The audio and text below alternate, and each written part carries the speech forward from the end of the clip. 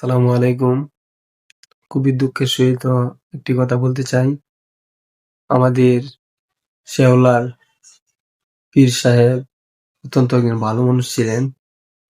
তিনি দিনের পথে অনেকটা বছর কাটিয়েছেন। কিন্তু আজকে শুক্রবার, জুম্মাবার এই সুদিনে উনি মৃত্যুবরণ করেছেন।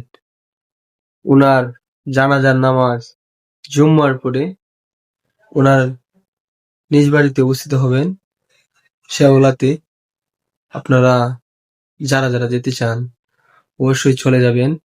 ইনশাল্লাহ আমরা ওইখানে জানাজায় উনার শরীক হব। উনার জন্য খুবই কষ্ট হইতেছে। উনা খুব ভালো এবং অত্যন্ত দয়াবান লোক ছিলেন। ইনশাল্লাহ সকলে উনার জন্য দোয়া ও মাগফিরাত কামনা করি। আসসালামু আলাইকুম।